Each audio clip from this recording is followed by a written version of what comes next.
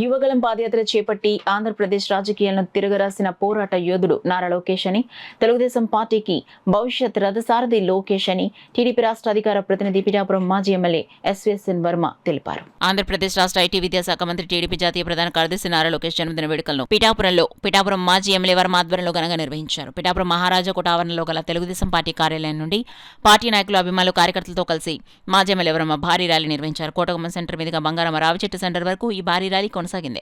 దారి పొడవునా నారా లోకేష్ నాయకత్వం వర్ధిల్లాలంటూ నినాదాలు చేశారు. ర్యాలీ అనంతరం ఆ సెంటర్ వద్ద భారీ ఎత్తున బాణసంచ కాల్చారు. అలాగే భారీ కేక్ ను మాజీ ఎమ్మెల్యే వర్మ కట్ చేసి అందరికీ పంచారు. అనంతరం నిరుపేదలకు మాజీ ఎమ్మెల్యే వర్మ చేతుల మీదుగా బట్టలు పంపిణీ చేశారు. ఈ సందర్భంగా మాజీ ఎమ్మెల్యే వర్మ మీడియాతో మాట్లాడారు. ఈ కార్యక్రమంలో వేలాదిగా తెలుగుదేశం పార్టీ నాయకులు, కార్యకర్తలు, అభిమానులు పాల్గొన్నారు.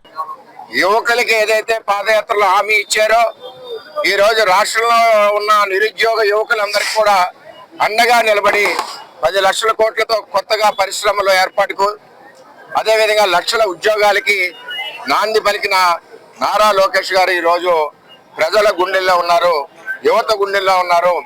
ఈ రాష్ట్రం తెలుగుదేశం పార్టీ దిశ ముందుకి నడిపించే విధంగా నారా లోకేష్ గారు ఎన్నో చర్యలు తీసుకున్నారు.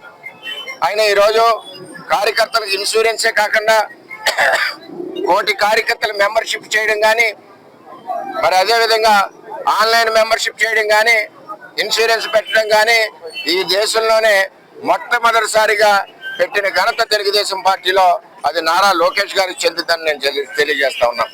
నారా లోకేష్ గారు తెలుగుదేశం పార్టీ నిలబడ్డానికి అధికారం 2019-14లో కోల్పోయినప్పుడు నేనున్నాను ఈ పార్టీకి అని చెప్పి ఎన్నో ఒడిదుడుకుల్లో యువగలం పాదయాత్రను ప్రారంభించి జగన్మోహన్ రెడ్డి ఎన్ని కష్టాలు పెట్టినా, ఎన్ని దాడులు చేయించినా సరే తొడగట్టి ముందుకు నడిచిన నాయకుడు నారా లోకేష్ గారు.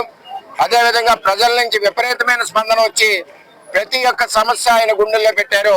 ఈ రోజు ప్రతి సమస్యని కూడా కూటమి ప్రభుత్వంలో నారా లోకేష్ గారు యువగంలో వచ్చిన సమస్యలన్నీ కూడా పూర్తి చేస్తున్నారు.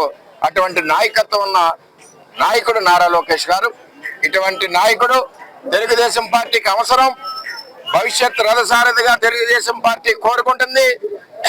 ఈ పార్టీ రాబోయే రోజుల్లో నారా లోకేష్ గారి యొక్క నాయకత్వంలో, చంద్రబాబు నాయుడు గారి యొక్క సూచనల మేరకు ముందుకు పరిగెడగాలి. అదేవిధంగా యువ నాయకత్వం రావాలి. యువ నాయకుడిగా నారా లోకేష్ గారు కొన్ని సంవత్సరాలు పార్టీకి అలిపెరిగిన సేవ చేశారు.